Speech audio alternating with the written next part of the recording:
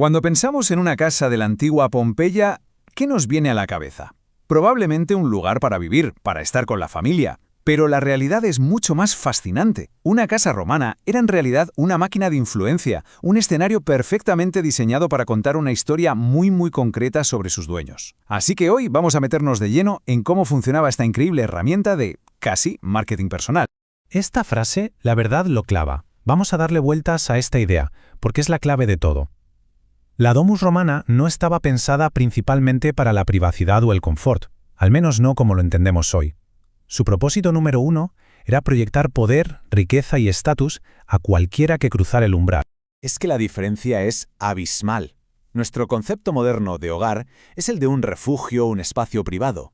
En cambio, la Domus Romana era un espacio semipúblico, era un teatro.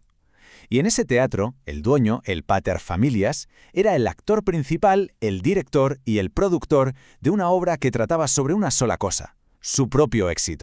Entonces, ¿cómo se montaba esta función? Pues para empezar, cada paso que un visitante daba dentro de una casa romana estaba medido al milímetro, estaba coreografiado. El diseño no era casual, para nada. Era un recorrido pensado para impresionar, para intimidar y para dejar muy clara la jerarquía social. Vamos a hacer ese recorrido. Imagina que llegas. Lo primero, la entrada. Tenía que ser un golpe de efecto. De ahí pasas al atrio, el gran recibidor público donde se atendía a los clientes. Pero ojo, no todo el mundo pasaba de ahí. Solo los más privilegiados, los VIP, podían acceder al peristilo, ese jardín interior de lujo que era una señal inequívoca de riqueza.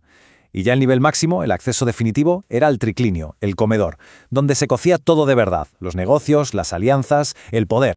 Para que todo esto no se quede en teoría, vamos a ver un caso práctico que es de película. Nos vamos a Pompeya, a la casa de los Betti. Es sencillamente el ejemplo perfecto de cómo una familia de nuevos ricos usó su casa para hacerse un hueco en la élite. ¿Y quiénes eran estos Betti? Pues aquí viene lo bueno. Eran dos hermanos, sí, pero su historia es increíble. Eran libertis, es decir, antiguos esclavos. Imagina el viaje, de la esclavitud a amasar una fortuna gigantesca. Su casa no era una simple vivienda, era un puñetazo en la mesa, un grito de que estamos aquí! Y su ascenso fue tan brutal que uno de ellos llegó a ocupar un cargo religioso importantísimo. Casi nada.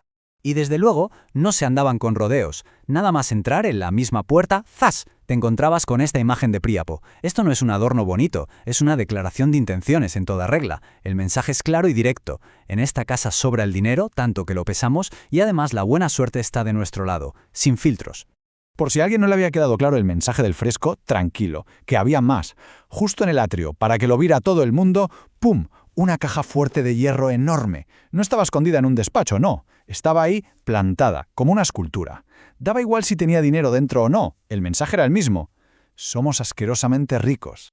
Vale, ya hemos visto la entrada y el recibidor. Ahora vamos a fijarnos en las paredes. En una casa como la de los Betti, el arte no era para mirarlo en silencio, que va, era funcional. Cada fresco estaba ahí por una razón, para iniciar una conversación, para demostrar algo sobre los dueños. Y aquí está la pregunta del millón. ¿Por qué esa saturación visual? ¿No es un poco excesivo?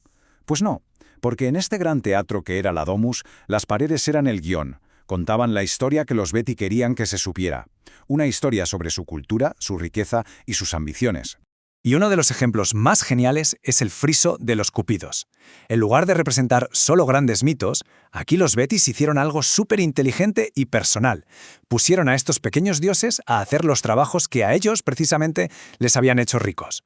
Por ejemplo, aquí vemos a los Cupidos fabricando perfumes, un producto de lujo. Esto no solo decora, sino que es una pista directa sobre una de las posibles fuentes de su fortuna.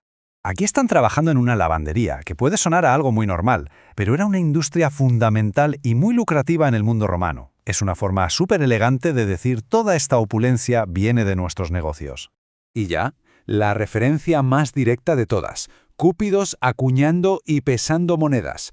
Es la representación visual de su éxito financiero, pero contada de una forma mitológica y, la verdad, bastante encantadora. Pero claro, no bastaba con ser rico. En Roma tenías que parecerlo, y además parecer culto y educado. Así que los Betti, además de presumir de negocios, llenaron sus salas más importantes, como el comedor, con complejas escenas mitológicas. Era su manera de comprar, por así decirlo, capital cultural. Fijaos en este ejemplo que es brutal. El castigo de Ixión en el comedor, nada menos. Esto no es solo una historia para decorar, es una lección y una advertencia. Imagina la escena. Estás cenando en su casa, levantas la vista y ves la historia de un mortal castigado para toda la eternidad por faltarle al respeto a un anfitrión divino. El mensaje para los invitados, aunque sutil, era potentísimo. Estás en mi casa, así que conoce tu lugar. Y ojo, que esta estrategia de marca personal a través de la casa no era algo exclusivo de los Betinis, para nada. Si nos damos una vuelta por Pompeya, vemos que cada familia adinerada construía su propia narrativa, su propia propaganda doméstica. Y esta tabla lo resume genial. La casa de los Beti gritaba «Hemos llegado», con su lujo descarado de nuevos ricos. En cambio, la casa del Fauno, con su tamaño descomunal y obras maestras como el mosaico de Alejandro, comunicaba otra cosa. Nosotros somos la aristocracia de toda la vida, el poder de siempre. Y luego, una casa más pequeña, como la del poeta trágico, proyectaba una imagen de cultura y refinamiento.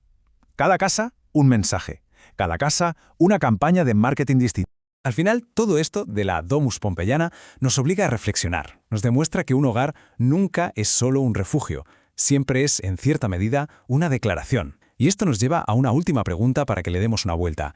Si los hogares son un escenario, ¿qué historia, consciente o inconscientemente, están contando los nuestros sobre las personas que vivimos dentro?